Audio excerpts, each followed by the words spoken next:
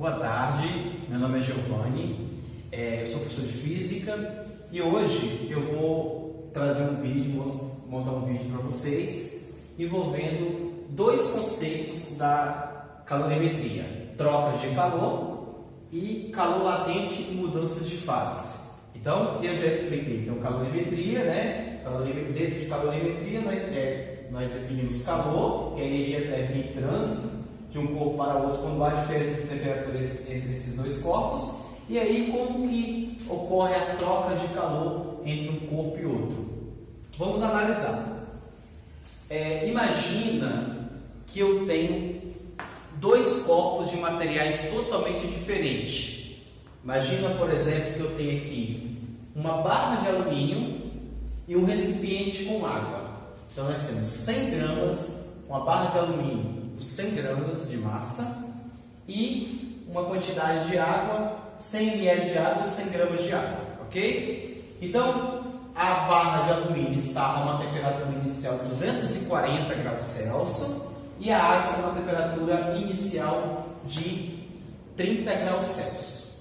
O que acontece quando eu pego essa barra de alumínio e coloco dentro do recipiente com água e veto? Vai ocorrer uma troca de calor entre o corpo de maior temperatura, que no caso é o alumínio, a barra de alumínio, cedendo energia para a água. O que ocorre ao final do processo? Provavelmente a água eleva a sua temperatura e a barra de alumínio baixa a temperatura. Mas isso ocorre da mesma forma, da mesma quantidade que diminui um, aumenta o outro? Não. Depende muito de uma propriedade que nós estudamos anteriores chamada calor específico. Provavelmente, como o calor específico do alumínio é 5 vezes menor que o calor específico da água, provavelmente o alumínio vai perder muito mais calor, né? Ou seja, vai baixar muito mais a sua temperatura, e a água, como tem um alto calor específico, vai aumentar pouco a sua temperatura. Como que a gente consegue, por exemplo, determinar a temperatura de equilíbrio térmico ou determinar o calor específico de uma da substância? Através de um princípio chamado princípio fundamental da troca de calor, que é esse princípio aqui, ó.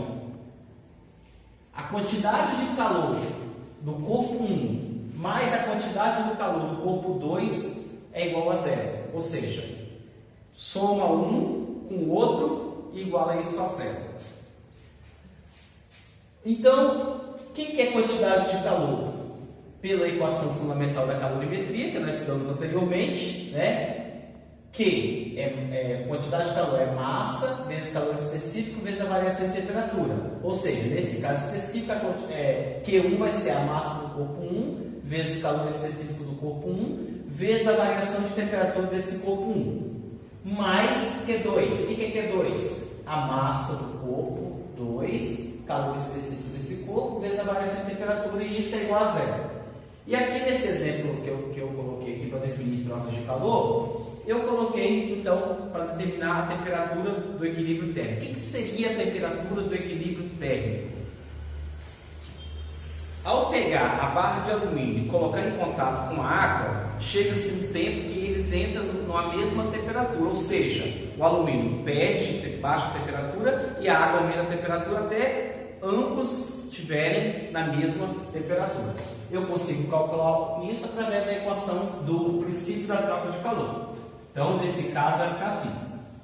A massa do alumínio é 100 gramas, o calor específico do alumínio 0,2 calorias por grama grau Celsius. A variação de temperatura, a temperatura final do equilíbrio eu estou procurando, a inicial, no caso, é 240. Mais a massa da água também é 100 gramas, no caso é o M2. O calor específico da água é 1. Temperatura final estou procurando, que é a temperatura do equilíbrio, e a inicial é 30 graus Celsius. Isso é igual a zero. Bom, aqui agora é matemática, né? 100 vezes 0,2 vai dar 20. Isso aqui dá 20.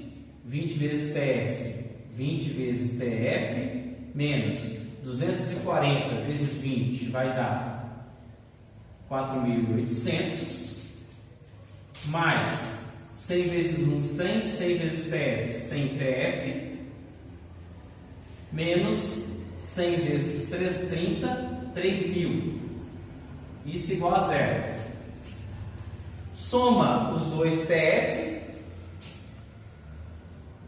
que vai dar 120 temperatura final, igual os dois negativos, passa somando do outro lado positivamente. Então vai dar 7.800. Então TF vai ser 7.800 dividido por 120. 7.800 dividido por 120, 65 graus Celsius. Logo, então, o equilíbrio térmico da água e do alumínio vai ser 65 graus Celsius. Observe que a água elevou apenas em 35 graus Celsius a sua temperatura, enquanto que a barra de alumínio perdeu aí mais de 150 graus Celsius de temperatura. Beleza? Isso aí a gente chama troca de calor e a gente resolve isso através do princípio da troca de calor. Bom, outro conteúdo muito importante dentro da calorimetria é o calor latente e a mudança de fase. O que é calor latente? Toda vez que um corpo ele recebe energia ou ele perde energia, por exemplo, vamos imaginar um bloco de gelo. Eu retiro do congelador um bloco de gelo que estava lá no congelador a uma temperatura de menos 10 graus Celsius. Então, quando eu retiro esse bloco de gelo e submeto ele a uma temperatura maior, automaticamente ele já vai começar a aumentar a temperatura daquele bloco de gelo. Então eu retiro ele e coloco ele em um ambiente, em uma temperatura ambiente. Então o que acontece? Ele não derrete imediatamente. A gente sabe que uma temperatura, por exemplo, de 20 graus Celsius, uma temperatura ambiente de 20, 25 graus Celsius, a água está no estado líquido. Por que quando eu pego esse bloco de gelo e coloco ele aqui sobre essa mesa, por exemplo, a uma temperatura ambiente, ele não derrete imediatamente? Ele não derrete imediatamente porque enquanto que estiver ocorrendo a mudança de fase do sólido para o líquido, esse corpo ele continua recebendo o calor do ambiente externo, mas ele só vai aumentar a temperatura acima de 0, 1, 2, 3, 4, até a temperatura do equilíbrio térmico do ambiente, quando todo o gelo for transformado em água. Então, durante essa mudança de fase, durante a mudança de fase da fusão do estado sólido para o estado líquido, o que acontece? O corpo ele recebe calor, mas ele não aumenta a sua temperatura, ele mantém a temperatura constante. Então, nesse caso lá, o exemplo da geladeira, eu retiro o bloco de gelo a menos 10 graus Celsius, coloco ele nesse ambiente. O que vai acontecer? Automaticamente, bem rapidamente, a temperatura do gelo já muda de menos 10 para 0. Ele vai permanecer em 0 graus Celsius enquanto coexistir água e gelo.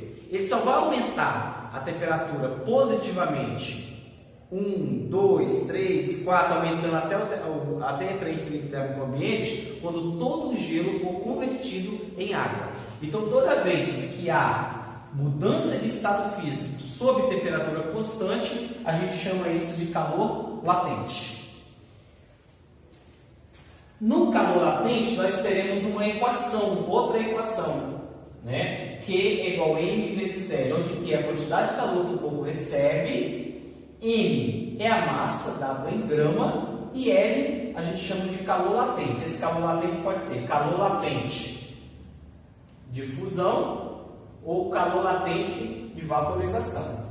Imaginando as duas mudanças de fase que nós temos, do sólido para o líquido ou do líquido para o sólido, e do líquido para o gasoso ou do gasoso para o líquido. Beleza? A partir dessa ideia, nós temos duas curvas, dois gráficos, representando então esse aquecimento e esse resfriamento. Vamos supor, eu coloquei o exemplo aqui da água. Bom, nós sabemos que sob pressão normal de uma TI, né, a água ela entra em fusão a 0 graus Celsius e entra em ebulição ou vaporização a uma temperatura de 100 graus Celsius. Bom, vamos supor que eu tenha aqui uma quantidade de água, sei lá, 50 gramas de água, um bloquinho de 50 gramas de gelo, está a menos 5 graus Celsius, e aí eu quero levar isso, por exemplo, a 120 graus Celsius. Ou seja, vamos imaginar, menos 5 graus Celsius, a substância está no estado sólido, ok? Então, para ocorrer uma mudança de fase, primeiro eu tenho que atribuir calor ao sistema, a esse bloco de gelo, e ele sair do negativo, do menos 5, até chegar no ponto de fusão, que no caso é 0. Então, durante aqui ocorre o quê? Uma variação de temperatura. Por quê? Porque o corpo está no estado sólido, apenas ele pegou da temperatura mais baixa até entrar no ponto de fusão. Aqui, durante esse patamar aqui, está ocorrendo uma mudança de estado físico, ou seja, está ocorrendo uma fusão, que é a mudança do estado sólido para o estado líquido. Então, nesse período não há variação de temperatura. Aqui a gente chama de calor latente. Aqui é calor sensível. Por que calor sensível? É a mesma coisa, a gente utiliza a equação fundamental da calorimetria, Q igual a M vezes C vezes delta T. E na hora do calor latente, que estiver ocorrendo a mudança de fase, a gente trabalha com a ideia do calor latente, Q igual a M vezes 0. Bom, aqui começa a mudança do estado, aqui começa a fusão, aqui conclui a fusão. Nesse ponto aqui, eu tenho já água a uma temperatura de 0 graus Celsius. Uma vez que já houve a mudança de fase, o que vai ocorrer? Vai ocorrer agora um aumento da temperatura. Você continua atribuindo energia, calor para o sistema. Essa temperatura vai aumentando de 1, 2, 3, 4 e aí vai até 100 graus Celsius. Quando chega em 100 graus Celsius, essa água vai passar pela segunda mudança de estado físico, que no caso a gente chama de vaporização, que é quando a substância muda do estado líquido para o estado gasoso. Então, nessa fase, não há variação de temperatura, ocorre o segundo patamar.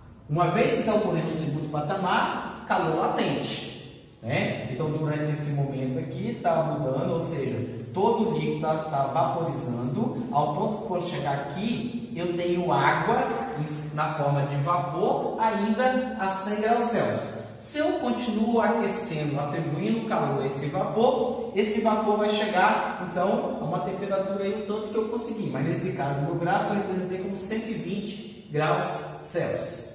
Isso é a curva de aquecimento.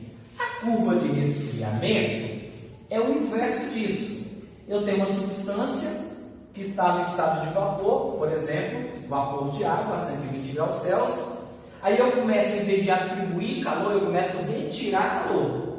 Eu começo esfriando a substância, retirando o calor. Eu retiro uma quantidade de calor, esse vapor entra no ponto de sublimação, ou seja, que é o inverso da vaporização, né? Aqui vai sublimar, ou seja, vai mudar do estado gasoso para o estado líquido, ou seja, aqui ocorre uma mudança de fase, que no caso é a condensação. Aqui começa a condensação, o vapor transformando em água. Aqui conclui a condensação, ou seja, nesse ponto aqui eu tenho água fervendo a 100 graus Celsius. Você continua retirando o calor, continua resfriando, essa substância vai baixando a temperatura, baixando, até chegar em 0 graus Celsius. Em 0 graus Celsius começa o processo contrário da fusão, que a gente chama de solidificação. Então aqui ele está solidificando, está congelando. Nesse ponto aqui eu tenho gelo, né, a 0 graus Celsius. E aí eu retiro mais, aí eu volto a ter gelo, por exemplo, a menos 5 graus Celsius. Então aqui é a curva de aquecimento, isso aqui é uma curva de resfriamento, ok? Isso aí. Vamos então aos exemplos. Primeiro exemplo envolvendo trocas de calor. Eu já dei um exemplo lá, eu expliquei já o exemplo, agora eu vou dar outro exemplo aqui específico. Vamos lá.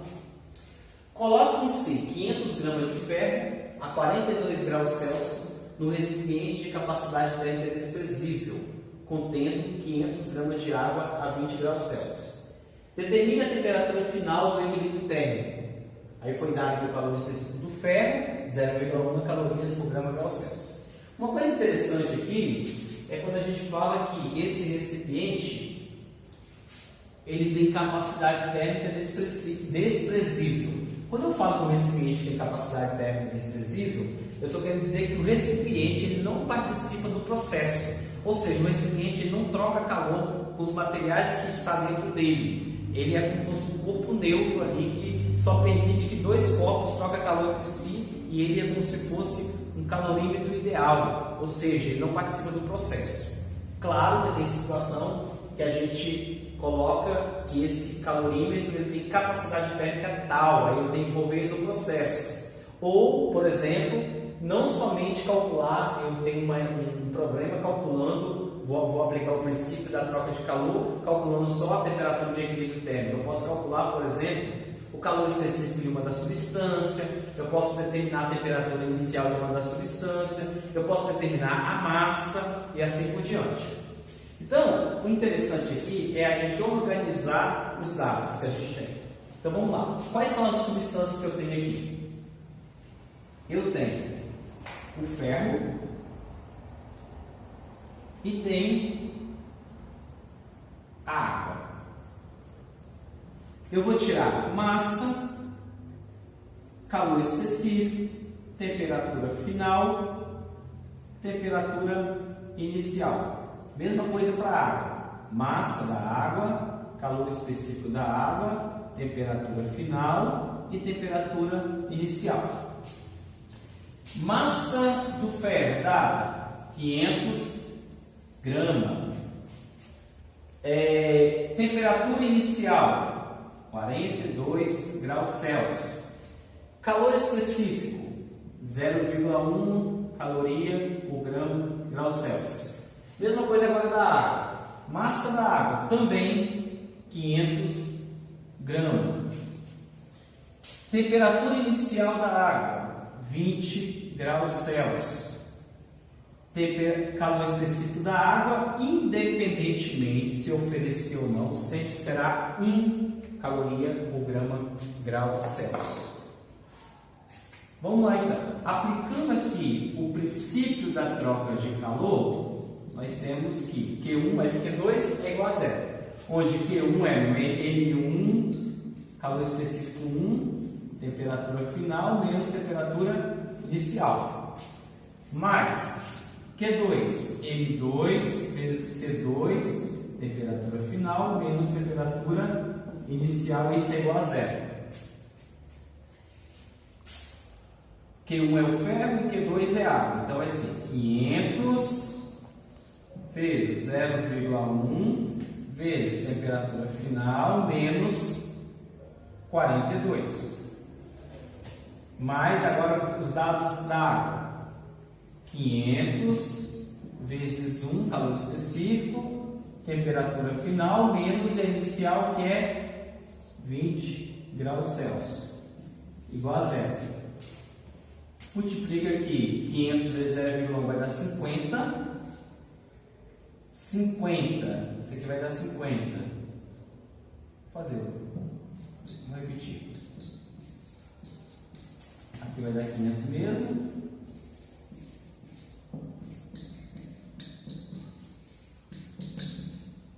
Multiplica agora os que estão em evidência. 50 vezes TF, 50 TF, menos 50 vezes 42.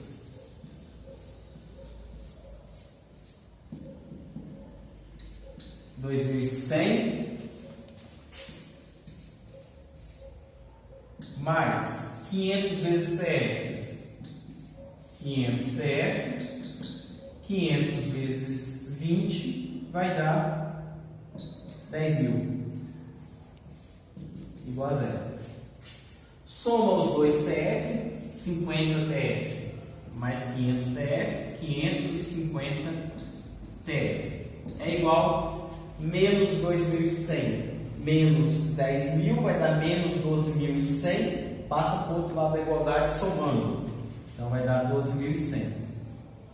Então TF vai ser 12.100 e 100 dividido por 550, que vai dar 22 graus Celsius. Então, a temperatura de equilíbrio entre o ferro e a água, após entrar em contato um com o outro e trocar calor entre si, vai ser 22 graus Celsius. Resumindo, a água eleva apenas em 2 graus Celsius a temperatura e a água e o ferro baixa a temperatura em 20 graus Celsius. Por quê? Que o ferro perdeu mais temperatura, perdeu mais calor? Porque o seu calor específico é baixo. Então, quanto menor o calor específico, maior vai ser a quantidade de calor perdida durante o processo. Então, a primeira questão aqui envolve a ideia, o conceito anteriormente que eu expliquei de calor latente e mudança de estado físico. Vamos ao problema, então. O diagrama abaixo, esse diagrama aqui, representa a curva de aquecimento de 20 gramas de uma substância inicialmente no estado líquido. É importante saber disso. Aqui pergunta simplesmente o calor latente de vaporização. Então, se está dizendo que inicialmente a substância está no estado líquido, aqui nesse patamar houve uma mudança de fase, então se está sendo aquecido do líquido, a próxima fase é gasosa. Então ocorre aqui uma vaporização, né? Ocorre uma vaporização, que é a mudança do estado líquido para o estado gasoso. E nessa fase aqui, nesse espaço aqui, né, nesse intervalo gráfico aqui, eu tenho o estado gasoso. Ok? Então eu quero apenas determinar o calor latente de vaporização. Bom, calor latente de vaporização, calor latente é quando ocorre mudança de fase. Que equação que eu utilizo? Q igual a M vezes L, no caso, calor latente de vaporização. Eu quero determinar o valor do LV, latente de vaporização. Quantidade de calor. Onde eu vou analisar essa quantidade de calor que o corpo recebeu? No intervalo que está ocorrendo a mudança de fase.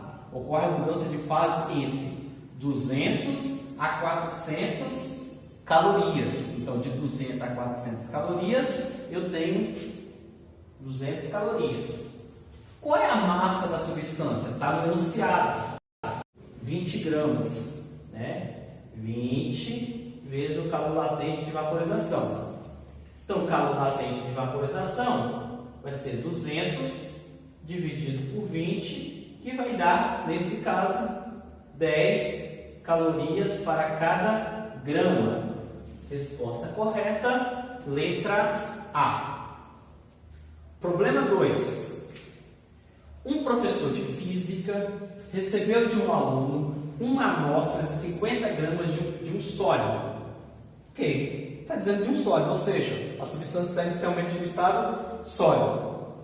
Esse professor foi para o laboratório, provocou um aquecimento contínuo, ou seja, a fonte que estava sendo aquecida não variava, era constante, e representou os dados obtidos no diagrama. Qual é o diagrama? Esse diagrama aqui. Né?